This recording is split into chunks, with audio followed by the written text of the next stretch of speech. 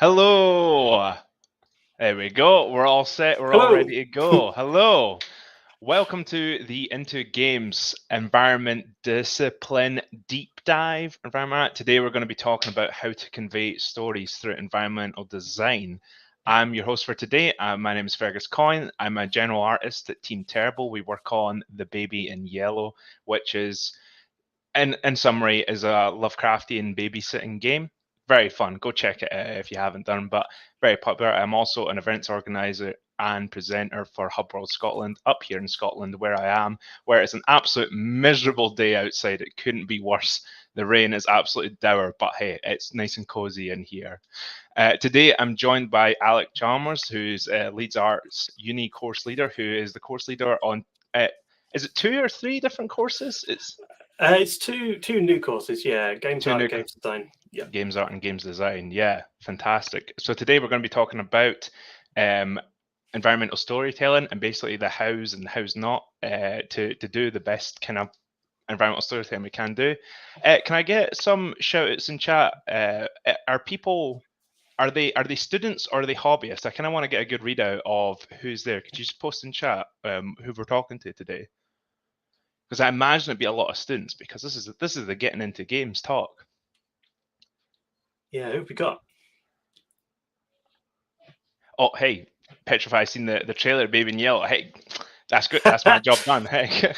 I only found out about this after finding you were gonna be in this talk today, and I had a Yeah, look at it, really. and I was like, awesome! I love horror games, so I'm there. It's very fun to work on, but it's a nightmare to work on a horror game because I hate testing it. I don't like horror games. It's just we're working at like when I get notes from my boss, I'm like, oh, can we make this jump scare scarier? And I'm like, no, let's not do that. Right. Okay, we're getting some indie devs, some grads, some self-study. So it looks like recent graduates is kind of the most person. Oh, and someone's a Great. lecturer in here. Okay. Wow. They already know everything. What are they doing here? We've got nothing new to tell you. So before we get started into the talk today, I just want to say that these talks are informed by the entry level skill hub. I've got a thing to put on the screen. This is the thing I put up earlier. Beep. So they're talked. This is by the entry level skills hub. This is a platform for people who are getting into the games industry. If you go to this thing, go to this address, there is a database all about different information and different insights to get into various entry level roles. So please encourage you to go to there. You can also join Into Games Discord, which is a pretty fun community of like-minded people like yourself in the comments that are either graduates studying. Anyone who wants to get into games can get going in there. Okay, excellent. I don't think there's anything else to cover, but again, Alec is the one who's going to be talking today. You can listen to him. He is the expert today. How long have you been in industry, Alec? So industry and education for maybe since about 8 years ago, I think. Jesus. Oh, Doesn't feel like that's that. insane. So I've only been in for I've just passed my 3 year or coming up to 3 year Yeah. of being in industry. But yeah, you've been teaching at Leeds for 5 years, I believe. Yeah, well, there's on another course, which weirdly enough, Right. one of the students is here today, Charlie. Hi, Charlie. Oh, nice. Nice. Yeah, so we have a concept art course there at Leeds Arts as well. Mhm. So I kind of jump between the two subjects, and I've got experience with concept art in the games industry too. So it's kind of, I just jump around and do everything. Not to give you the fear, but I did have a nosy at your portfolio. It's looking great, I can say. But it's quite you're old. everyone's is, yeah. So are you primarily a concept artist then? I would say like I started out with environment art, and that was like my kind of passion, and then Okay. I kind of discovered concept art and just really enjoyed that. And there's, I guess, in a way, there's less production time involved with concept art, so it's Yeah. just like Yeah, I so get that. that's a fun aspect of it that I like. But Yeah. also I think you do have to love the process of game development as well. So yeah, there's No two one sides. Yeah. no one is one thing in the games No. industry. I feel everyone's got so many multiple skills under their belt. Yeah. Because I initially went to study game design and then I graduated and went into game art immediately, but still now I've like They help each other out, the skills. They bounce between the two. Oh, they really do, especially like with how the industry's gone with like Blender and stuff, and how that's been used in concept art now. And it's like we're seeing that creep into game art, and it's like, oh, okay, so you just same skill, same software kind of thing in a way. I do definitely think it helps for the subject we're going to be talking about today, which again, we should probably get moving on into instead of just yapping around. But yeah, you have prepared a whole bunch of slides and talk. Again, you're the man of the hour. You're the one doing the talk. I'm just here to help facilitate this. Yeah, please join in whenever you can. I don't know if I'll have anything to add, but I'll be voicing your guys' comments in YouTube and.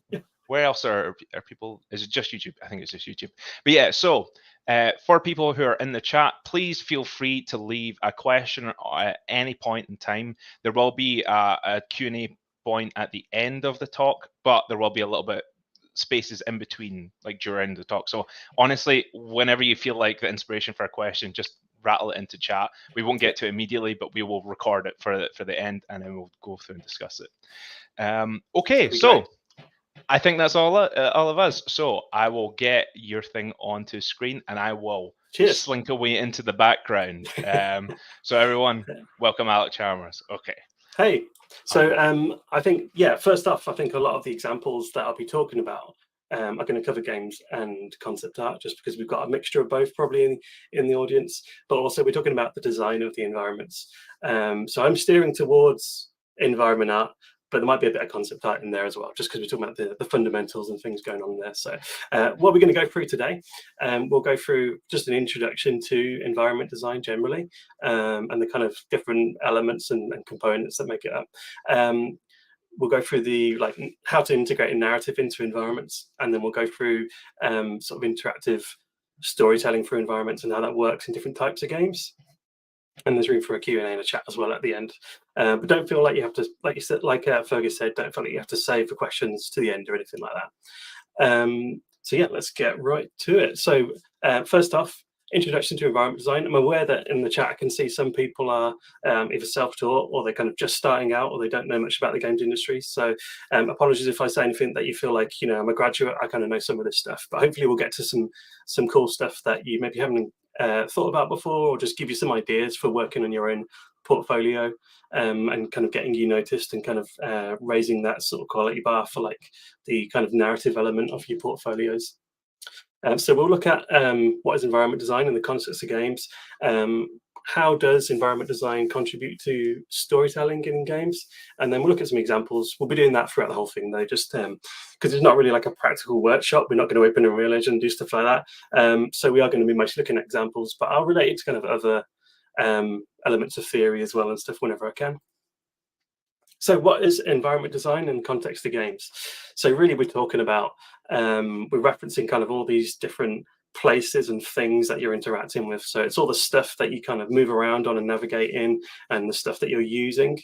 It's basically kind of, if you look at that picture of Mario there, and you kind of think about kind of screen space percentage-wise and kind of like the stuff that we're talking about, really Mario's only taken up like 5% of that screen. The rest of it is the environment. So the environment artist does a really important job. I think it's a bit overlooked sometimes, and it's kind of, I always kind of liken it a bit to like being in a kind of rock band, and people are always like, yeah, I want to make characters, and they don't realize that the cool job really is the environment. So because there's so much stuff going on in the environments, so many cool things that you can do with environments, and it takes a lot of skill to kind of make a good environment and do it right. And so yeah, we're going to look at kind of the narrative elements that make that up today. But more often than not, these environments are going to be reinforcing the story and the overall kind of themes of a game. Some really nice work from Super Mario there. So let's have a look at what I guess environment art, or just environment design generally, kind of typically entails. What kind of things does it use? So we tend to be looking at a lot of things to do with architecture. So kind of the way that sort of buildings and sort of landscapes and places are kind of constructed. because not always kind of natural environments. A lot of it is like kind of man-made as well. So like castles and things like that. So all of these places that are kind of built by humans, we tend to take those and kind of exaggerate them and play around with them as environment artists, and not always as kind of like straight sort of like for like kind of replicas as well. We're always kind of playing around with what we can do with them. A lot of it's to do with objects as well. So environments are usually, I just like to refer to them when students get overwhelmed by big environments. It's like they're actually just a big collection of objects, and it's kind of how you kind of creatively put those together and place them in the environment.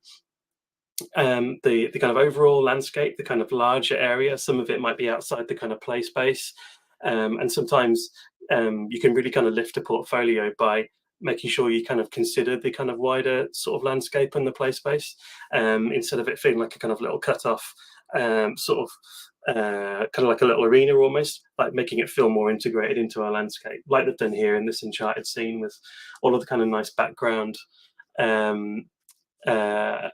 mountains or kind of part of the coastline. And then there's also the kind of atmosphere as well, and that kind of links into what I was just saying about the bits in the background. In this piece in particular, you've got something that's called atmospheric perspective, which is as things get further away from you, they kind of feel like, I guess, kind of they start to kind of drain of their color and they kind of become lighter. That's just a technique that's developed by kind of landscape painters, but it's used in everything, film, everything, and you'll notice it a lot in games. And if you haven't ever kind of noticed it now, start looking for it and start looking for kind of how things look as they kind of get further away from the camera, especially kind of modern games. Probably wasn't as doable in kind of older games, great games that I kind of grew up with, but you're seeing this stuff now where it's kind of photorealistic and it looks amazing. So, okay, I'll go through the kind of components of environment design, stuff that we have in our kind of heads as we're sort of designing these play spaces, and go through these different components, and then we can go through how we can use those components to kind of explore narrative. So the first thing we've got is the kind of physical layout of the environment. We've got the kind of spatial arrangement of things in that environment and kind of how they kind of connect together. So this really kind of involves a bit of level design. We're not, as environment artists or as game artists, we're typically kind of not level designers, but I feel like it's good to have like an overview or an understanding of the kind of next step in the kind of pipeline, especially if you're in a smaller studio and, you know, that kind of, you might be doing level design anyway. And it's something that I kind of like to encourage with portfolios, is that like once you've got comfortable with kind of arranging things in a scene, it's like, okay, does it feel like a level though? Does it feel like if I was navigating through this as a player, it doesn't have to be perfect level design, it doesn't have to be amazing level design, like it might not necessarily function, but does it kind of have the resemblance of a level? And that's kind of, you know, you've all played stuff, because you'll have your own sort of jumping on points as kind of what a playable level kind of feels like. But it's generally just, you know, how does that player interact with the level? Is there stuff to hide behind? Is there stuff to walk around? Is there stuff to investigate? Thinking about kind of movement and exploration is really important. So this is like the police station in Resident Evil 2. I particularly like this because I played the old ones and then I see what they did with the new one, and I'm like, oh, this is lovely. It's like, it's just really nice for an environment artist to see old environment, new environment, and see it kind of really kind of brought to life again. And yeah, so it's a fun play space because it's kind of got like a kind of figure of 8 thing going on, which, spoiler alert, it feels like a safe space, and then suddenly you find that you're actually getting chased around it.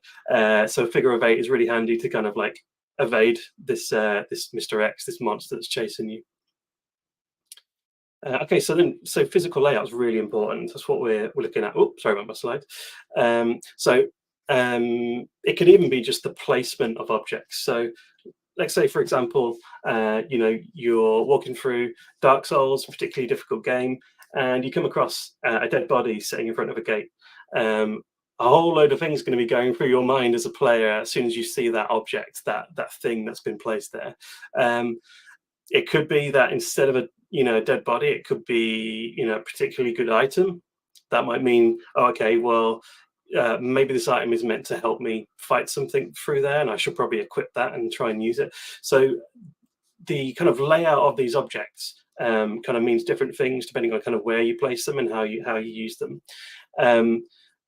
something really nice about Dark Souls is just like the kind of stuff that happens like on the kind of items and the bodies as well. So like as a player, you're probably looking at this stuff and you get loads of kind of nice narrative stuff to read through, which is quite fun. And also just like interactive elements too. So the interactive elements in a game are just like switches and doors and destructible environments. And sometimes, again, that stuff kind of gets a bit overlooked in kind of graduate portfolios of, well, what if in this game this environment has to be destroyed? Being able to show an environment in different stages, and we'll kind of go through some of that, we'll touch on it later, but showing in different stages also shows a really good awareness of kind of how games play out. So we have to be really creative with spaces because as developers, we don't always have a huge amount of time to make new stuff. So if we have like a kind of play area, a really nice trick is getting the player to go back through that play area kind of over and over again. So one way of kind of keeping it fresh, if they keep going through the same place, is to kind of give it a kind of new skin. So, oh, you're going back through the same kind of hallways before. What happens if a fire broke out, and in between when you were last here, that kind of thing. So that's a really good skill to have, and that applies to concept art as well as game art when you're designing environments. So what we really like to see is that you can kind of relight an environment or show it in kind of different scenarios or different settings and different states. Another thing is atmosphere. So with the atmosphere of a game, you've got all this kind of stuff that you can play around with, like lighting and the weather. Some of it that you won't touch on as like a visual artist, like music and ambient noise, but a lot of it, is under your control as well. So controlling the mood and enhancing the immersion. These elements are really useful in conveying the kind of tone of your game and kind of controlling how the player feels. So that's something that you should always kind of have in mind when you're sort of designing something, is asking yourself, what is it I want the player to kind of feel through this space? And 9 times out of 10, the atmosphere is really going to help. And I'll show you kind of some really nice example later on from Naughty Dog of how they use atmosphere to kind of control how the player is sort of feeling, as well as some of the other kind of art techniques. So we've got environmental storytelling as well. So this is the kind of, I guess it's the crux of the talk really, but this is also just like another component, another kind of tool on the tool belt of the artist. So environmental storytelling can work in a few different ways, and I'll cover some of those today. But yeah, this example is from a game called Tacoma, which is really nice. It's basically like an environmental storytelling game, but you're investigating what's happened aboard a spaceship and the crew are kind of absent. So everything you kind of find out is either through these kind of weird little kind of ghost holograms, or stuff that's kind of just left in the environment. So some games are particularly good at environmental storytelling and they make it their kind of focus. And I'll try and stick to kind of those examples today. So it might not be a massive breadth of all the different types of games that we get in the games industry, but I'll try and keep it to games that I think excel with environmental storytelling. So you get some really good examples and you can maybe go away and check them out, just watch some videos on them. Okay, so how does environment design contribute to storytelling in games? So that's what's going to be the focus of this next bit. Players can uncover stories through exploring a place and observing things. It's really important. It's kind of a technique that has been used ever since the dawn of games, really. But I think the kind of skills and the way that we do it has sort of refined over time, and we've become much better at doing it. And there's still room for improvement, and there's some really kind of interesting things that are in the works. Apparently Naughty Dog are going to really heavily lean into this, and they were already very good at this kind of storytelling. So we may see some quite weird games coming out with Naughty Dog hopefully as well. Has anyone played Gone Home? Adora is ahead of me. There's definitely a Firewatch slide. I don't know if Gone Home is very popular anymore, but I put it in here because it's a really lovely example of environmental storytelling. And if you haven't checked it out, I'm sure it's very cheap, and you could do it in an evening. And I think it's definitely a worthwhile experience for, I guess, it's like understanding how you can communicate a narrative in a game. So it's just a first-person exploration game. Urinal is what I'm talking about. And you basically just you arrive at this house and you figure out kind of through the narrative that that's kind of portrayed to you, either through your kind of thoughts or through the things that you find, that this is your family home, but the family aren't there at the moment. And you basically kind of wander through and you examine objects, you get notes and kind of personal items and things to kind of look at. And the story is really quite amazing, considering there's no cutscenes, there's no one to talk to. Yes, it's a really, really nice example of it. You basically going to go through the kind of family bedrooms, and you can see just from these screenshots, even though maybe it's a couple of years old and the graphics might be looking a bit old now, but I do think that like the storytelling elements still work. So I think it probably does still work as a game. And yeah, you get to kind of find out a bit about the kind of lives of the people that live there and your own life, because you're kind of going through your own bedroom and things like that. You get some nice different, and we'll cover these as well today, different ways that they kind of communicate the story. There's like postcards and notes and things like that. And these are all examples of kind of explicit and implicit storytelling, which we'll cover in a second. So I won't linger too much on Gone Home, but check that one out if you can. So another component then that we have to kind of play with is visual aesthetics. So this is the style and the artistic direction, and it includes everything you can see. So like the color, the texture, the architectural style, all that kind of stuff. This is a shot from a new game that's just been released. It has some really nice visual storytelling in it. So it's called Still Wakes the Deep. It looks amazing. I've only played like 10 minutes of it because I'm too busy, but I plan to probably play that probably all next weekend. For this, they've got some lovely developer diaries online. So if you're interested in kind of how games are made, check out the Chinese Room's developer diary stuff, because it's really it's quite insightful and it kind of tells you a bit about what they did. But they looked at basically some 70s British sci-fi, the visuals of it, and also they looked at quite a unique inspiration as well. They looked at Ken Loach films, which are working class films, kind of done in like a sort of documentary style. And they wanted to do that because their characters are oil rig workers, right? So they were setting in a certain time period, and they looked at working class films of a certain time period, and that informed the sort of visual style that they were going for. Now, by that visual style, I mean the colors and the kind of the way the camera kind of looks, and you can imitate all this stuff now because of the way game engines have gone. So all of this kind of stuff is within the control of the artist to kind of help kind of communicate to the player. So let me go on to, so how does environment design contribute to storytelling games? The one thing that we've got to kind of play with, the main, so our kind of bread and butter, I guess, is the visual aesthetics. And the visual aesthetics can kind of come across in so many different ways, and you've got so much control of kind of how you manipulate a player and what you want them to think and how you want them to kind of feel and how you want to kind of progress the story, and if you want to kind of usher them down one route and not the other. And all of this is kind of tied up with the kind of visual aesthetics. But there's also loads of other stuff going on. There's all this kind of context as well, which we can cover. So it's really kind of potent and really kind of powerful as an artist and the way that you use it. Already said that. So let's move to, this is, has anyone played Limbo? Is anyone familiar with Limbo? By Playdead.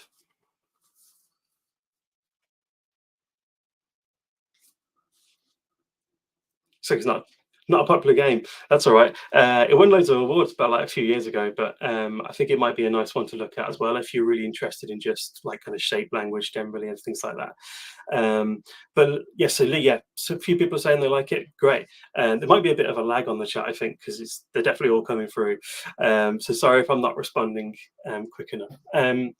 So yeah, let's have a look at, because we can see these kind of pointy shapes and things. Let's think about the sort of visual aesthetic and how we can use that to our advantage. And I'm going to show you a really nice example now. It's like an artist book by a sort of artist author called Molly Bang. Molly Bang basically explores like how we can communicate a story or visual storytelling, I guess, just through like kind of simple shapes.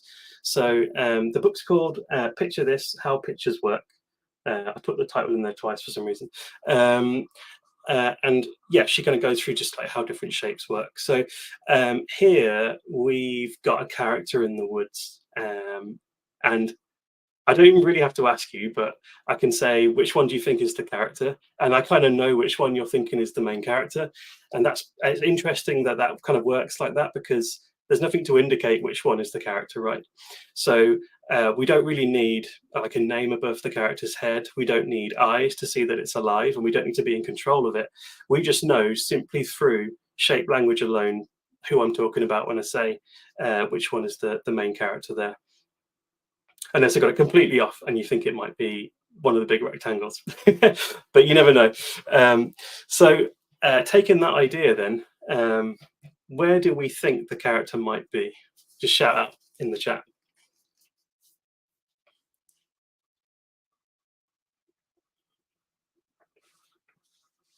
I feel like it's definitely a lag. There is absolutely a huge lag in it. So I'm so sorry, I'll be guys. I'll be the voice of the audience right now. I'm going to see the red triangle's the player. Yeah. Oh, like that. Awesome. Yes, everyone's got it. It's the forest. It seems pretty obvious, right? But it's weird that that's obvious in a way. If you start to think about it for a sec, it is kind of weird that we've all read that as a forest and that's a character, and it's just a triangle and some shapes. So let's move on to this. So this is the next page in the book by Molly Bang. I've only got 4 pages, so I don't rip her off too much. I think you should all go away and check out this book because it's amazing. I just want to show a really nice example from the book. So in the next page, we've got these diagonal shapes. And what do you think that kind of does for the image? If I kind of go back and forth, we've got the first image and then we've got the next one. And there's slightly different feel. Not too much, but it's subtle, but it's there. How does it change the image, do you think?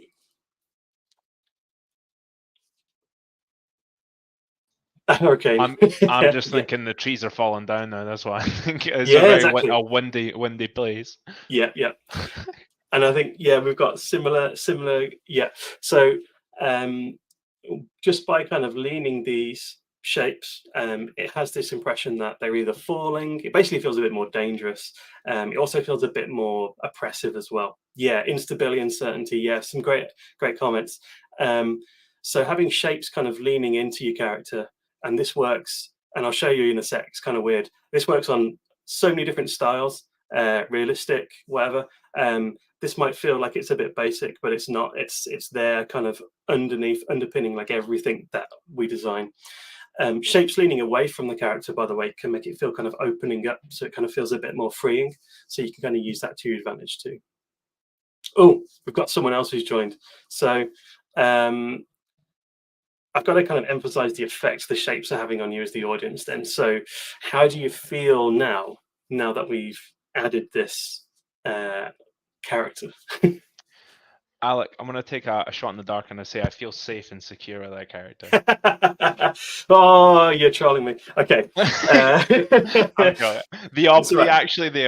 The opposite. Yeah, so I skipped out loads of pages in between because it works really nicely. The way she adds them is amazing. You know, first it's just like kind of like almost like a scissor shape, and it's not very nice, but you don't really know what it is. By the time she adds the eye, it gets incredibly creepy. So it's like page after page kind of thing. Watch what happens then. So we understand how we feel just because of that eye, right? We kind of know what that wolf is thinking. I think we all can guess what it's thinking. How do you feel about the wolf now? A horrible creature. Still horrible. He looks so friendly now. Still, I'm a bit unnerved because he's still got those teeth, but it looks pretty derpy. This is a goofy wolf now, and all we've done is change the triangle. So Molly Bang's book is great at kind of emphasizing the power that these kind of shapes kind of have on us. Some of it goes down on like a kind of almost like an instinctual level, like a kind of primal instincts, because like, you know, the reason why everyone probably just read that as a forest is because it's kind of ingrained in us to kind of go, oh, forest, and can I see anything through the forest? And we kind of evolved for like millions of years to kind of be really good at recognizing that kind of thing. And I was thinking like, okay, I should probably find an example related to, you know, like a recent game or something. And I was like, of course, there's like games with the wolves in.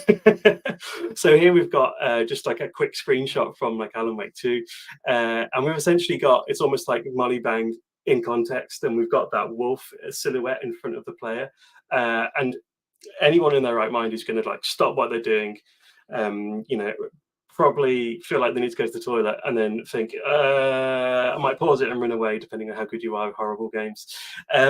So we see the shape moving across as like a kind of silhouette. We can see those, just a couple of them anyway, in this angle, of like the kind of trees.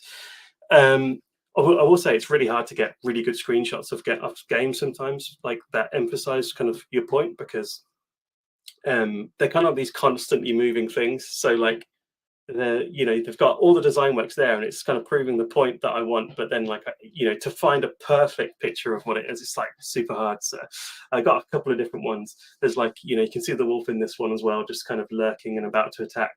And again, like the kind of primal instinct thing, the human instinct is like, you're looking at this nice scene, oh, I can see a wolf, oh, I can see sharp branches, there's all these things kind of like triggering that in you. But enough of horrible games. Let's talk a bit about, just briefly, about Firewatch, because we're talking about visual aesthetics as well. So we looked at kind of shape language, but we've got like all this other stuff. We've got like color, and we've got kind of tone and things like that to play with. And Campo Santo, the developers that made Firewatch. By the way, if you like Firewatch or you're just interested in learning more about the development of this, Campo Santo were amazing. When they were developing this game, they put it all on a blog, and you can just kind of go through it all. I'm pretty sure it's all still there, but they're very kind of open about the development process. So it's really nice to have developers being open about stuff like that. So yeah, it's set in Shoshone National Forest, and the story is really about, the themes of kind of isolation and discovery, and this kind of visual aesthetic, this art style, really emphasizes those themes. Kind of gets you to, it really kind of, I guess it supports those themes. Basically, it's not there at the forefront. You're not thinking, oh, the art style is like really revealing the story to me. Instead, it's just there constantly making sure you kind of understand, or reinforces those kind of themes that they want you to be thinking about. So how vast and lonely the landscape is as well. And it's got that atmospheric perspective, which I mentioned in there, of like things seeming washed out as the further away they get. But one of the things the developers looked at, and this is something you can do as well while you're developing your pieces, is checking out artwork that might be kind of related, whether it's like thematically, but it might not kind of look visually, and then like what you're going for, and then you might think, actually, maybe I do draw in some of those visuals because they're there for a reason, really. So these are the kind of old works progress admin posters that were kind of for the national parks, and these went up all over America in the kind of 30s to advertise to people, go and use the national parks, they're for you, kind of thing, and they're these amazing spaces. And they're done in this really like distinct style. It's like a kind of product of their era. They're very kind of Art Deco in a way. So you can learn a lot from these kind of poster artists, because some of the things they're doing in the posters, and that's something I'm really keen to emphasize, is that you can always look at artists outside of games, and that's something that the best games always do, and the best kind of visual styles always do, is you've got the stuff that inspires you. Like, I love Disco Elysium. I can't get that thing out of my head, but it's probably best if I don't look at that when I'm doing some work, because otherwise it will just look like Disco Elysium. So look at all this other stuff, because there's so much interesting artwork out there, and just try and remain kind of curious about it, because that's what a lot of these developers are doing. So some of the stuff that they're taking from these posters, they're looking at the kind of hues and the vibrant colors, those really bright colors, and they actually make their way like directly into the style of the game, right? They're looking at how they've romanticized the landscape. They're often like really kind of idealized, which is weird, because then it really highlights when the humans are there. They kind of look a bit ugly. The humans just like litter, and they have like these ugly tents and stuff. And you've got like the kind of simple shapes and things. So they really kind of like broke down that visual style, and they kind of brought that into their game as they were designing it. And that's something that you can kind of look at. You might not always be designing a visual style, but it might be something that you want to think about in terms of the colors that you're using, maybe. Or if you're doing a natural landscape, does it need to feel sort of romanticized, or does it need to feel horrible, or what's the kind of feeling that you're kind of going for with the player and the experience you want to have? And I guess that kind of Art Deco influence is going to lead us nicely into our next example, which talking about narrative in games, no talk will be complete without Bioshock. So how does, I'm assuming a lot of people are familiar with Bioshock. If not though, I'll give you a really quick sort of kind of, I guess, synopsis of it. Somebody who's like an industrialist has made this massive underwater city called Rapture. It's a big Art Deco, and it's basically New York underwater, basically. And he had all these kind of utopian ideals, and you kind of go down there, and it's this mystery because when you go down, it doesn't kind of look like this with the people in it. It looks all abandoned, and it's all leaking, and there's water coming in and stuff. So it's like a mystery of like kind of what went wrong with this place, kind of thing. And so much storytelling kind of is involved. Is in that game in different kind of techniques.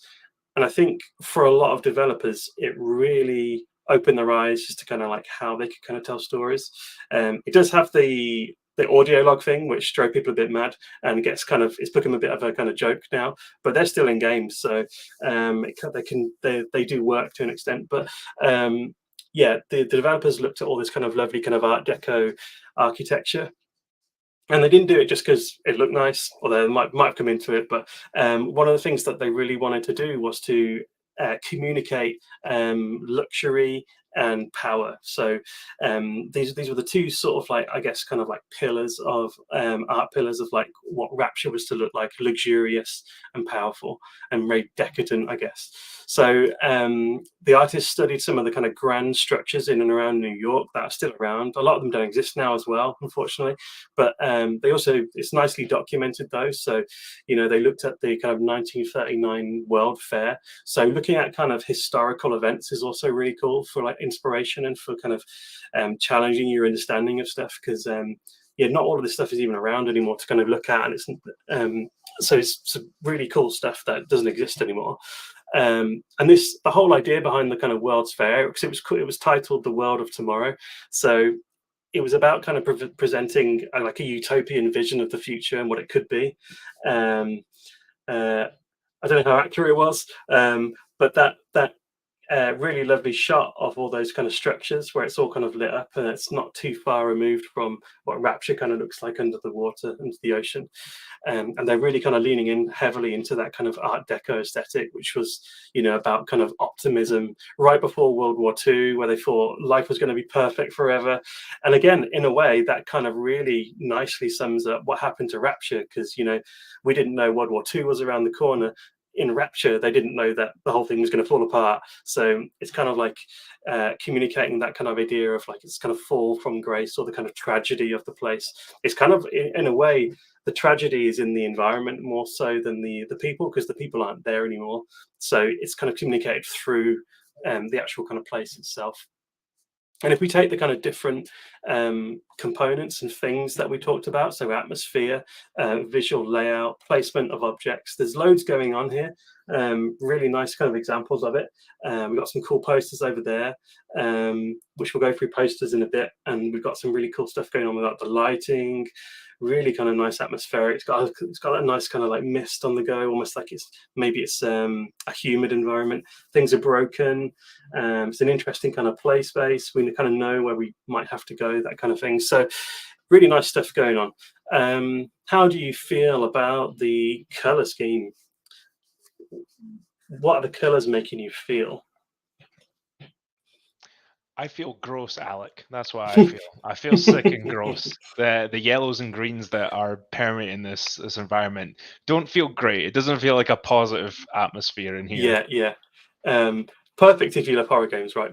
I mean, I don't know anyone who likes to feel sick and gross, but yeah, this is the place for you. Yeah, they've really chosen those colours right, like really well.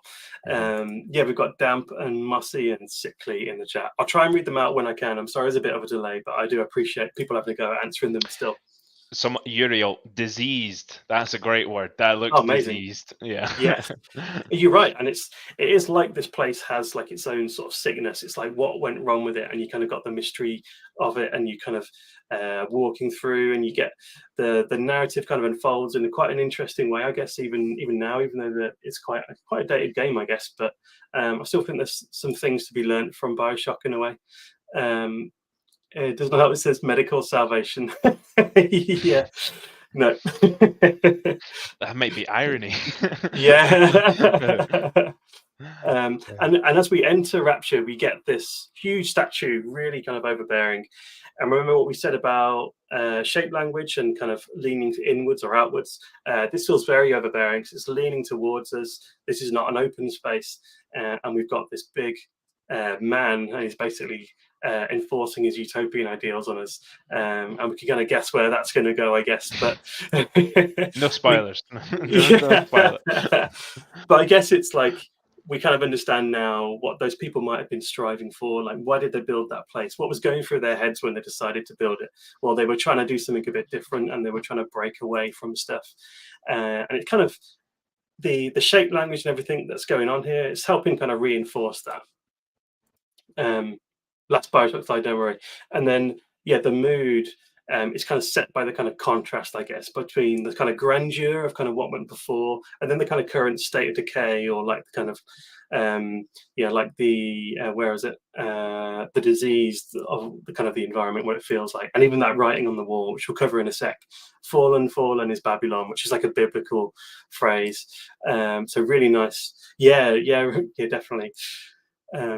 Okay, so we've looked at Bioshock, we looked at some examples. Firewatch. These are all really nice games for environmental storytelling. Hopefully, because I'm giving you games that have been out for a while, not all my examples will be ones that, if you want to go and play them, they're going to cost like 50 quid or whatever. A lot of these you could probably pick up for a couple of quid on a Steam sale or something. So hopefully, if you want to check any of them out, then definitely go for that.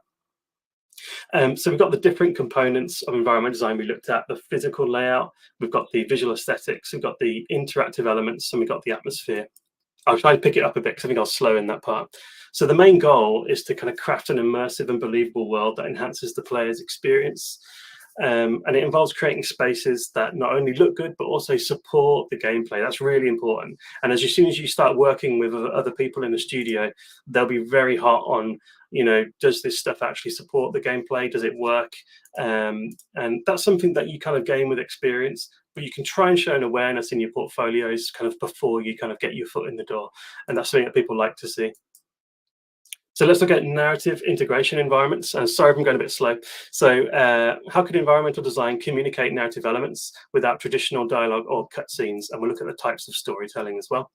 So very briefly, that in Bioshock, we have these like voice recorders. Like I said, they kind of became a bit of a joke in the industry for a while, but in all fairness, game studios still use those. They're in every game pretty much. So yeah, they may be like one of the first ones to really kind of kickstart that thing. It's a really nice way of explaining directly to the audience, and that's what we call explicit storytelling, where we have like a cut scene, or we have something that just basically describes what's going on directly to you. You don't have to kind of work anything out for yourself. The other examples of Silent Hill 4, so there's lots of kind of cool examples, particularly horror games that like to use this stuff. And so yeah, moving on, implicit storytelling is something that we really want to explore today as well. So implicit is, well, hang on, we'll read out this from Amy Hennig, who is a video game writer and director at Naughty Dog, worked on Uncharted and things. She says, you want to make sure that the cracks in the buildings and all the little environmental storytelling bits make sense. A lot of people pour their love into it, and anytime you can put some sort of hidden meaning in, people love that stuff. So like anything, any kind of hidden meaning, people are always kind of, you'll always get people that run through games at like full speed, but you'll also get loads of people that just stop and kind of take in what it is that you've made. I mean, I did that. I briefly played Still Wakes the Deep. Just I didn't have time to play it properly, but I couldn't even make it out the first couple of rooms because I was just staring at everything and I was reading everything on the desk. People just love doing stuff like that, especially if you're into this kind of type of storytelling. So implicit storytelling, it basically involves visual cues like graffiti and posters and environmental changes. One game that does this really nicely, and I speak a lot to the person involved with this, Stuart McDonald, who's like the world design director at Remedy, and they just do some lovely world building on those games, and Alan Wake 2 as well. And basically, it's for anyone who hasn't played it, it's like a kind of, you're in this kind of big office building that's kind of like a supernatural building that you can't quite trust, and it's all sort of moving around. But basically, to kind of communicate the culture of kind of what's going on in this building, they got some graphic designers or artists that were just working, game artists working on the production to make these really lovely posters. And this is an example of implicit storytelling, a part of your environments. And you might want to, for your portfolios, consider posters and like information that you kind of put on the walls and things like that. I really love these because there's like an element of humor in them, and it shows that if you're working in an office like that, you probably would resort to humor to understand it, because it's just like it would be such a mind mess. So like looking at things like delays caused by house shifts do not count towards overtime. Obviously, at some point, someone probably asked that or got stuck somewhere. Not being able to find your office, watch your step. I think it's great. So all this stuff, you can communicate so much about the wider context of the story and also the culture of the people that kind of exist in that environment. And I've done a lot of kind of 3D games, but 2D games, there's a lot going on in those too. Hollow Knight, I think, is fantastic at world building. It's so great. And if you think about kind of what you get given to you in Hollow Knight, there's just, you're in this kind of like bug themed world, dark world, underworld, and there's like a sort of infection with the kingdom or something. And that's kind of all we really know, but you kind of pick up all this stuff through the architecture and the kind of state of it and the state of decay and things like that. So the design of the world is fully supportive of the narrative, and it doesn't deviate from the kind of story and upholding it. Really, really nice example with Hollow Knight. So story elements are kind of usually subtly embedded in all kind of games like this. And even in a game like Animal World that came out recently, where the narrative is kind of quite abstract and you don't really kind of get a story given to you in that, the scenery is kind of designed to make you kind of form some sort of idea of what the world's about in your head. So it might not be obvious what it is, and it might not tell you what it is at the end, but it's kind of ushering you down a path of like, oh, well, the animals are on plinths, so are they revered? You start asking loads of questions kind of in your head. So you can get your audience to kind of think about this kind of stuff. Sometimes I had to put this example in there. Implicit storytelling can also just be like a bit silly, but it can also kind of like reveal more about the kind of wider world as well. So in Portal, for example, there's like, someone just mentioned Portal, which was weird. Just this idea of like, what can you add to the narrative? What can you change about the narrative really subtly, just through like, something on the wall, for example. And in Dishonored, for example, we've got this send us food, not bullets. And it's almost quite politically charged. That's not something that you kind of necessarily expect from a game like that in a way, but there's a lot going on in Dishonored in terms of kind of the oppression of people and things like that. So some really kind of nice examples of like how you can just use text in your sort of environments or your worlds. One thing I will say is just use it with caution. Don't plaster text everywhere over everything. You'd be surprised kind of how much a little can kind of go a long way. And this implicit storytelling is really used in so many games. In Naughty Dog games, I've heard it referred to as vignettes, which is a really nice way of describing these little kind of like self-contained stories in games. So as you're kind of wandering through an environment, you might stop and go, oh, what's this? And then suddenly it piques your interest and you start reading something, and then you get this whole little kind of story like unfold in front of your very eyes.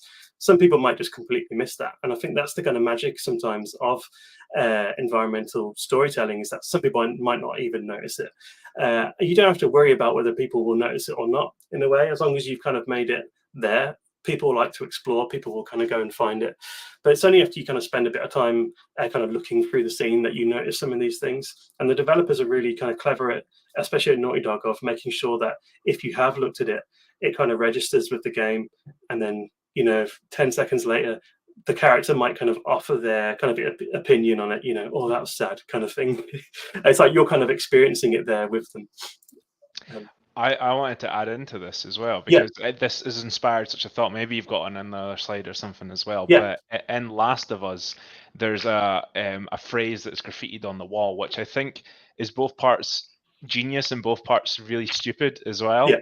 But it's such a strong phrase where I Yeah. think at the start of the first game, when you're in the tutorial area for it, there's a graffiti that's used by one of the factions in the clan. Right. It's called "Look for the light." That's the phrase, is "Look for the light," Right. and that's by the fireflies in the game. Yeah. Fireflies of light, blah blah blah. But in game design, level design, light is such a core part of directing a player to where they're supposed to go. So you Right. see that phrase right while you're in a dark area, and then you look out and there's all darkness and there's a light, and you're like, oh, I'll go to that. And that phrase is kind of used repeatedly throughout the game as their motto and also a game design term. And again, genius but silly. It's so stupid. Yeah. But it's so good how simple that is, and how communicative it is to the player that just like it sticks in their mind. I'm going to go there. It's amazing. That's a really nice example, because it's like Naughty Dog are pretty good at this stuff, and you can kind of forgive it. Like I wouldn't question it too much, but you're right. If you think about it too much, if you think about it objectively, you're like, that makes no sense. Why don't they just write that over everyone? Who's writing these? Who's got the time to write these things? Yeah. Who's written their diary on the wall in blood? But you can easily skip all this stuff as well, which is quite interesting. So players might not get anything from it, but I think they're there, and it's just an interesting technique. I've got another Naughty Dog example which I think is really nice, and this is specifically about atmosphere. So in the Last of Us Part 2, you're going to go through this aquarium. It's kind of used at multiple points in the game, and from different players who are feeling very different things when they go through those spaces. So it's really important. Remember I said that we kind of reuse environments over and over again, because we've made something, we want to get the most out of it, and if we can be clever with it, we can kind of make those environments go further. We get a bit more sort of mileage out of them. So I'm going to play a little game and see if you can describe the first environment, how it makes you feel, and then get you to think about how the developers have kind of gone about doing this. So how does this environment make you feel if you were walking through this as a player? I will not spoil it for the people watching. This is your time. I'm not going to give my own answers. I'm going to fill the delay with this. People are saying look towards the yellow paint already. Which, I seen that. It was funny. I've heard those described by the developers themselves as wieners. They like to call them weenies. Weenies, that's it. Weenies, yeah. Weenies. I don't know where that came from. Weenies, it came from Disneyland. It's what Walt Disney used to describe as they're basically visual magnets. Right. Such really interesting level design thing. Do you have a thing that you like on this talk that you're speaking about weenies, or is this? I was going to put it in, and then I figured I'm already going to go way over, so it's not there. But yeah, it occurred to me. We're way over anyway. Sorry. That's all good. We're getting some nice answers. Peaceful and safe, warm, soft, lots of nature, maybe a bit exposed. Yeah, you're already thinking, and you've got your survival hat on. Yeah, great. So, okay, we go through this environment again with a different character. How does this one make us feel? Same environment, just dressed up a little bit differently. It's funny because I've never seen these lights in real life until a week ago when I was at Download Festival with these like hanging things, and I'm like, oh my god, it's the Last of Us lights! Look at that. Maybe they'd like life imitated art, and someone made it. Peaceful, calm, soft. I think that was from the last one. Actually. That was the last one. Yeah. I think peaceful is a good describer of this. And they've removed that overgrowth or the foliage, and you've got this other stuff under there. You've got this, like, it kind of imitates the ocean, right? All the plastic on the walls. They could have just had blank walls, but they've added something there. And we've got the soft, and we've even got the soft curves of the actual lights as well. Remember the shape language? Remember that Molly Bang and all the kind of shapes that are in there? Very kind of curvy and soft. So more so even than the other one in a way. That was the other one. And then even softer. And then we got another time that we go through the environment. Okay, so how do we feel about this one? I love the light in here. It reminds me such of the game Inside. Like that's sort of strong lighting in it. Really nice, yeah. I hope that some of these comments are based on the last one. You're very inviting. Very inviting. But I'm just it's very inviting because I'm so weird and sicko. That's Shark teeth in the back. That was a good spot. I didn't Yeah. see that. Yeah. So yeah, really nice spotting with the. And how are they going about doing that, do you think? So we know kind of how we feel. Shark teeth in the back is, yeah, looking for the light again. Wait for the Yeah. light. So we know where to go, but does that make us feel better?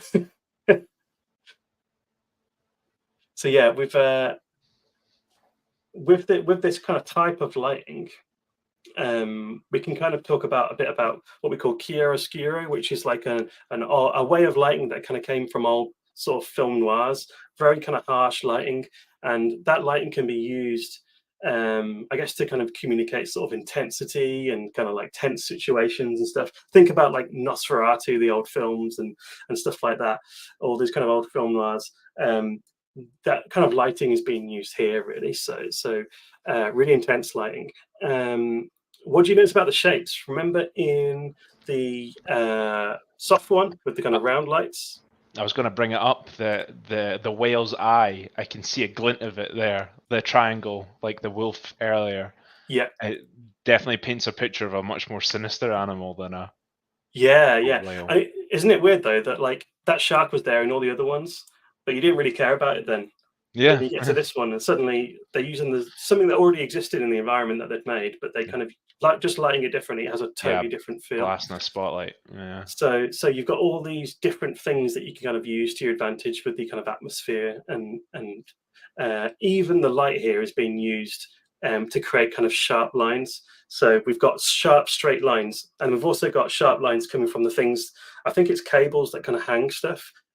They're even being highlighted, and they're there in the other ones, but you can't really kind of see them. But then in this one, they're kind of highlighted, and it gives you some extra lines to play with.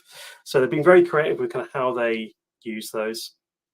I feel like I've got a whole other bit about interactive storytelling, but I don't know. Have we got about 5 minutes? Were you all right? I don't know.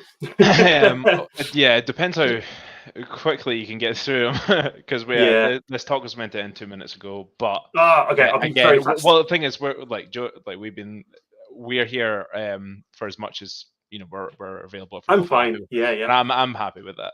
Yeah, if that's all right. It's interesting. Yeah. Cool. Okay. Cool.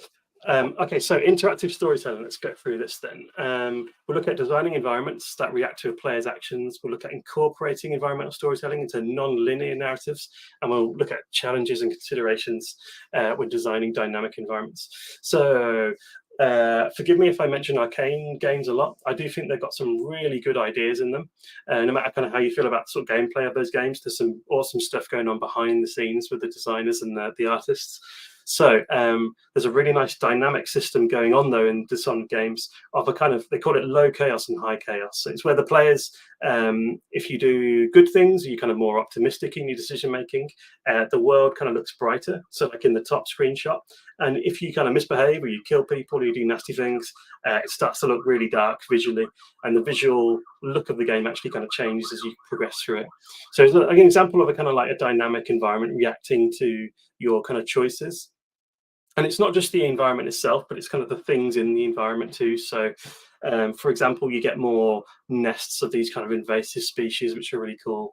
You get rats and blood flies. Basically, if you've, and they justify it quite nicely, right? So they've thought about the kind of narrative reasoning as to why this stuff's happening.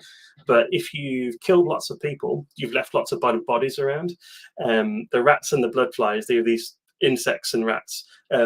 They basically like feed off dead bodies, right? So the more that are lying around, the more there are around, the more they multiply, and then they build nests everywhere. So those kind of look of the world is sort of changing and becoming more sort of decayed, a bit like how we were describing the Bioshock environment. So these dynamic environments are kind of really fun to kind of explore. I'm not going to linger on these points too much because I think we should have a little Q&A chat as well. But we've also got non-linear narrative structures. So what's a non-linear game? It's a game where you can kind of explore the narrative kind of at your own pace and in your own order as well. So like when you're going through a game, a lot of the time designers and people have configured it so that you're meant to experience a certain thing in a certain way. Sometimes they're a bit more open though. So Outer Wilds, I can see some people like Outer Wilds. I was listening to the music today. It's so nice. And yeah, you can kind of like jump in and out of different areas and kind of find things for yourself. And that's what we call like a non-linear narrative, where it's not necessarily going to be the same for everybody. And thinking about how you kind of why you do this, it's to provide sort of freedom and agency to players, so that you can make them feel like they're kind of truly sort of free in this kind of game space. And then let me just skip through this because I want to get to the nice, because you're all interested in Outer Wilds. So I'll show you some of the concept art for that by Sci-Fi Hack, I think I'm saying it right. Got some lovely concept art, and he basically reveals, it's really nice. This is kind of what I expect students to do as well, really. Charlie will know. We want to see, what is it that is influencing your designs? What are you looking at? Be very careful now where you get your reference imagery from, by the way. I should mention that. You don't want to be always getting it from Google image search, because there's so much AI imagery on there. A lot of it's not actually like real stuff. So what I can really recommend when you're looking at this kind of stuff to kind of influence your environment designs is make sure you go and check out like actual books. I mean, a lot of them you can just download straight from your browser, out of copyright ones, for example. Check out stuff from actual books. It looks like you've gone the extra mile as well. People will be really impressed from a research perspective. But it gives you like a layer of authenticity. Whereas like, if you do a Google image search now, it's hard to tell, but 9 times out of 10, it's all just AI artwork, and it's kind of just ruined that process. Same with Pinterest. So be very careful about where you're getting your imagery from. So yeah, we're looking at these kind of ancient cultures and looking at displaying a kind of place that we want the player to kind of move through and explore and kind of ask questions about. Finally, I'll just use my final example, and apologies again for the arcane examples. We're looking at incorporating environmental storytelling into kind of non-linear narratives. So Death Loop is particularly great at this. So if anyone doesn't know what Death Loop is, it's like you're stuck in a time loop and you've got these areas around this island, and you kind of just go and explore them. The kind of main aim of the game is you kill all these people, but aside from that, there's some amazing environmental storytelling going on. I kind of drew from one example, but there's so many going on, and you go to these same places on this island through different times of day. So this is what this place looks like in the morning. You go past this place called Otto's Workshop, which you don't really kind of know what it is when you walk past, but you just kind of go, Otto's Workshop, whatever. And you come back later on and it's exploded. Something's happened to it. You go, okay, what the heck is that? Otto's Workshop. You go and have a look, and it's something about fireworks, because there's like an audio log in there. You wait a bit of time. Remember I said it's like Groundhog Day, so you come back like again in the morning, which is technically the same morning, and you think, okay, what if this is what it looks like now? What happened to make it look like that? So we know there's been an explosion. So we go back and we find the fireworks machine, and we find all this stuff that's been designed inside about it's like a little kind of fireworks factory. It's just a kind of like side story in a way, but it's kind of crucial in a way to kind of the plot and kind of how you trick someone. But basically you kind of come back to this, and then you go, okay, so what happens then if I do something in here, kind of like the butterfly effect? If I, turn this off, what happens? Will it still explode? That kind of thing. So the way that you kind of depict these environments in non-linear narratives gets people to kind of ask questions and then go kind of re-interact with them in different ways. So non-linear games are really interesting. They're still relatively new in terms of games and things. So I'm sure people here might end up working on non-linear games. That'd be really exciting. I hope you get to. There's really interesting ways of designing environments for those games. And I'm sure you've probably all played quite a few anyway, Undertale and things like that. But they're kind of an emerging game area, I guess, now that the technology is kind of improving. And the final bit, I guess, is technical challenges.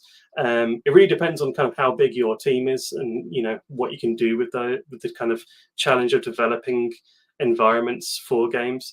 But yeah, this is a nice example kind of a Red Dead, and basically we're kind of walking through these kind of landscapes, through these nice towns and stuff. And for the kind of eagle-eyed observer, I'm sure most people don't notice this. And I'm still finding out stuff like this, 6-7 years after the game's been released. But you can walk past a house and you can see it's, being constructed. And if you come back later on, you can see it's actually been finished. And I did not know this until, recently, but you can actually just stop on the spot, and you can watch them build the entire house. They're programmed to make that entire house. It's just like the attention to detail in Red Dead is astounding.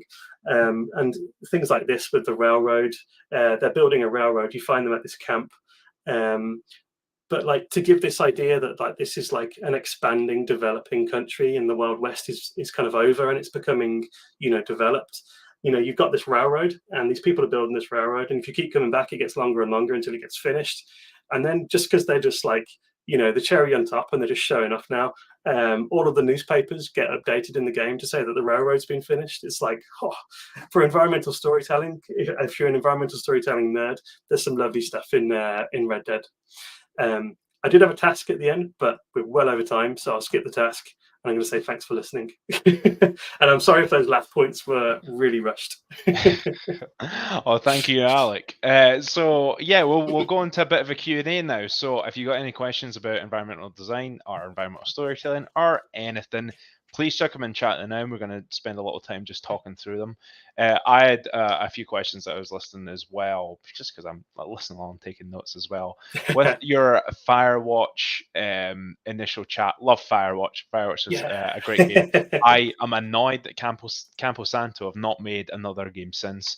Don't know why. I know, please. I don't think they'll be watching, but if they are. Yeah, we would love another game. I'm sure no one. That's not a new opinion. But when you showed the posters of the Art Deco approach to it, I found it really interesting, because when crafting an art style for your game, I always find it so interesting looking back on more games that come from, like, I was going to say retro, but realistically, retro is in like 10, 20 years ago, where a lot of the art style is decided by the hardware limitations, and it ends up creating this very cool art style based off of, like, not out of choice, but out of creativity of, like, how do we mask a thing? Like you mentioned earlier, where atmospheric fog, when it blind in the distance, where things get less colorful and less prominent. Very cool. It's cool now. We can do it as a choice, but back in the day, obviously, there is the fog of war. That's not the name for it, but it's the view fog, the render distance, basically, and that's what led to Silent Hill. And Silent Hill 2 being created was like, oh, let's have this town that's covered in fog by choice, but it's not. It's because it can't render the whole town. This whole art style got created for it. And it was the same with the Firewatch posters, because I'm sure back in the day when those national parks were created, that was based off pure like printing ink. Like that's still, you can only have a limited amount of colors. I didn't mention that. I'm pretty sure they were like silkscreen prints, which like really like cheap and cost effective, but because they were like basically just flat color, so it wasn't like you were doing like a reproducing an oil painting. It was just like two colors. Right. That's amazing. It's definitely cool to that's a whole aspect of this, is like when you're like a visual it's design. really interesting. That's a repeat thing throughout just kind of art history generally, is like when you limitations usually lead to like innovation. It's almost like if you just have unlimited resources, you don't know what to do with them, or it's too much, you can't handle it. But those guys making Firewatch, I'm pretty sure it's like one, maybe two guys for a long time, and it's really? Like they probably just stuck to like flat color and stuff, because it's like I can't make photorealistic forests. Same. Don't worry, same as well. It's not a criticism. I love that game. So we got some questions. Apparently, Camposano were acquired by Valve. Oh well, rest in peace.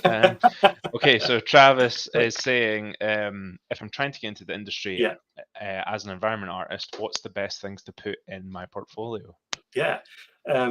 I was speaking to a studio yesterday about this exact thing, and the thing that we really want to see is just not the same stuff. I know that's a really hard thing to quantify, but so many people say to me, like, they just seeing the same stuff over and over again. You'll just get put on the pile, or unless you happen to have made something that they desperately need. But like 9 times out of 10, if it's something that's very common, something that people in house can probably already do. So like a good example is just like, you know, a glut of like sort of AK-47s in portfolios. And think it's like, we don't need any more AK-47s. Like, try and show like some kind of creativity, or that you've got ideas that you can bring to the table. That's what people really want to see. You know what was prominent when I was graduating university is sci-fi corridors. Oh That my was God. in everyone's portfolio. It was like, oh my God, Yeah. imagine a corridor in a spaceship and it's got Unfortunately, pipes and exposed panels. yeah, Can I you was part of imagine that? Yeah. Whoa, that's crazy. Yeah, That was definitely. such a huge thing, and almost everyone had one of those in their portfolio, and it just, at the end of the day, it blurs into the Yeah. background. But I think that's a good point of like being able to stand out. For like, if we want to go from like environmental storytelling angle, there's some things that I get quite bored of environmental storytelling, because there's some basic stories that can be communicated about the world, and usually the story that everyone is trying to tell across the board is decay. Like, oh, this place has not been touched in a while, it's decayed. Yeah. That, I feel that's such a big thing. Again, you're talking about Last of Us, being such good at that, with like overgrowth of moss and nature taking back buildings. It's very cool, but abandoned things is such like a, I don't want to say basic. Basic sounds too mean, but it is very much like that is the story I that totally is get it. most commonly tried to tell is wear and tear. So it's like they've got like a stranglehold on environmental storytelling, Naughty Dog. Like they did for Last of Us, and now people can't like unsee it in their heads. It reminds me a bit of like with the film Alien, like the people that wrote that and made that film, they basically did like a public apology and said, we're sorry for just making all sci-fi exactly the same. You know what's so funny with Alien is that I only watched that recently, and I was watching it and I'm like, man, this is basic as hell. This film, this is the most common generic sci-fi film going. It's not. It's the one that set the standard that everyone took inspiration from. But I mean, thank God we've got like Firewatch and things like Gone Home, where people are still doing interesting stuff. Okay, so next talk from Uriel. Depending on the game you're working on, you've got gameplay limitations to deal with. How do you feel about putting a bunch of self-selected limitations on top of that to guide the environment? Ooh.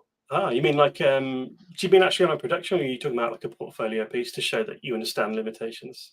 I think we could talk about both angles, because I think that's a really interesting one, because something I was going to talk about is the technical side of environmental storytelling, because what my main platforms I work on have always been mobile.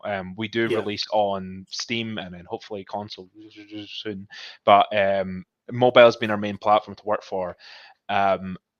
A phone is not as powerful as a computer. There is technical limitations to the amount of stuff you can put in. It's the same with other consoles like the Nintendo Switch. If you've ever wondered why a Nintendo Switch does not look as good as a PS5, that is because the console is maybe not even as better than a phone. I had friends who worked on projects for that tried to put in a dynamic light. I think you could put in one, and Nintendo Switch can handle one dynamic light, and that's it. I remember that. So my thing with environmental storytelling is commonly when you're creating a environmental like narrative, a good thing that I create is like clutter.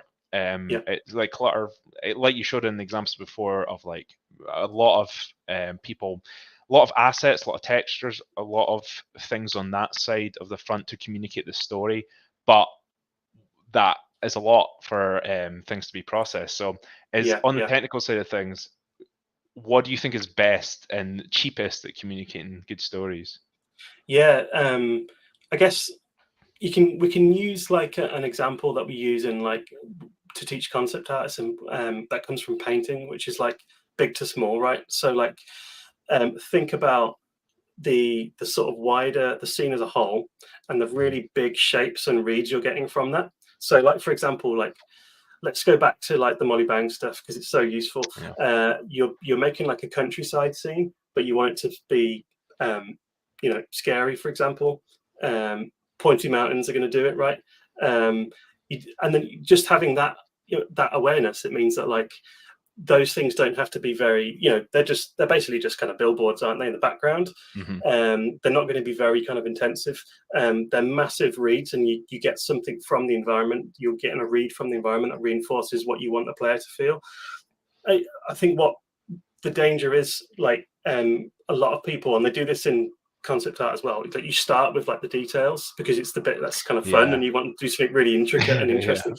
And it's like, you might hyper focus on, like, for example, some really cool like prop that's going to be like, hero prop, I don't know, and you spend loads of time on that, and it doesn't quite work, or you have to kind of knock it down in terms of like its specs, its performance, and then you just like the rest of the environment, there's just the big shapes in the environment can reinforce it. So start with those because they're the easiest and you got the most control over them. And then you go down big, medium, and small. So then you start thinking about the medium shapes. So that might be the trees or things in the foreground. Then you will go on to the small shapes. And you might find that you get to the small shapes and you don't need as many of them, or they're not even really pulling their weight in terms of the storytelling. That's a good way to break it down, I think. Yeah, because there's definitely a lot of techniques out there to make it easier, like especially in texture, and like using masks and packing them into one texture of like the RGB. Like plenty of I think all of our assets in our game have a dirt mask that we use that is based off vertex colors, and it's a very cheap way to create texture variation. It's very good for that, and it can very easily be used for, oh, this place is run down. Oh, this place is clean. It's the same way that of The Last of Us lighting the whales. There's things in our game that the same environment's there, and the level of cleanliness in all the environment changes based on the actual game itself, and it's cheap. It's cheaper, at least, than the other texture. And that's what we like, right? Yeah, exactly. People think we're just like, oh, we'll just hand sculpt everything for the next year. I've not touched ZBrush in like 3 years, and I'm thankful for that. Okay, I think we'll move on. They're saying for a monochromatic environment style. I think it's like your portfolio is, your decision. I think if you start like just listen to the project, this is what I was going for, then that makes absolute sense. Okay. What tools should I be using to create a level? Is it enough to do a sketch and paint, or do I need to fully model a 3D environment? It depends what role you're going for. If you're talking about concept art, modeling is really useful actually, but it's not essential. But if you're talking about getting into production as an artist, then you probably need to know. And also depends on the outcome as well, right? I'm giving a really long answer to this, but whether it's 2D or 3D, I mean, you might not need to model if you're doing 2D art, but so it's really depends what you're going for. But I would say if you want to go into production, I would learn 3D anyway, because a lot of 2D games make use of 3D stuff. So again, it depends on the role you're going for, but if you want to be a 3D artist, good to get some 3D art experience under your belt. Okay. I said you did say what tools. I could have probably followed that tools, with, of course, a lot. Luckily, you're all so lucky. All this stuff is free now. Download Blender, download Unreal Engine. Just get going with it. Don't be scared of just like exploring it and having fun with it, because they're really fun. There's so much like out there, like really good community to learn from. You could learn so much from the forums and things, and just from like YouTube. Like just get stuck in. Blender's what we use at work. It's getting to industry standard. I mean, it pretty much is. I've used Blender in all of my industry work. I love it. I've been a Blender evangelist for a while. People are sick of me talking about it. The thing is, we learned Maya through university, and it felt like people were being ticked off by like a plague, like they were getting caught, and they're like, "Oh, have you tried Blender? You should try Blender. Blender's really great." Oh yeah, and I'm just like, "Shut up!" I know what you all talking about. Blender's pretty great. I discovered it at the studio, and then just like mentioned it to someone, and they were like, "Ugh." I was like, "Oh, okay." Okay, I think we are tight on time now, so I don't know if we'll be able to answer anything else, if there's just anything quick that you can see. If this is on YouTube, just whack some questions in the comments and I'll jump on there at some point as well if you want. Well, what you can do as well is that you can join the Into Games Discord, because again, that place is full of like-minded people, other junior environment artists looking to get into the industry as well. And there's often talks about like what's the best to use. There's Q&As and things. That is the perfect place to go, because I realize we've went 25 minutes over time for this, but we've been having a good talk. It's yeah, this is great. Thanks everyone for attending, and I loved answering your questions, and thanks for joining in. I hope it was really useful, and I hope it gives you a bit to work with your portfolios. Yeah. I don't. Is there anything else you'd like to say before we wrap this up? You just kind of did it. Back to you again. Yeah. No, just thanks for coming. Thanks for joining in. Awesome. Right. Well, yeah, I'll say that, mirror those words. Thank you guys all for watching. Again, this discipline deep dive is powered by the entry level skill hub. Please go have a look at that. I'll pop a thing on the screen. That was the wrong button. Go to entrylevel.games to find out more about all our things available. I'm pretty sure next week Into Games is running, or maybe it's this week actually, the careers week. There's plenty more talks, plenty more discipline deep dives coming your way. So please stay up to date there, stay up to date in the Discord, and keep an eye out for them. But yeah. I think that is it. Yep. Thanks, Fergus, for hosting as well. Thanks, Alex, for coming. Yeah, you did the talk. Okay, cool. Right. Well, I hope everyone has a great day, and I'll speak to you later. Yeah. Thanks, everyone.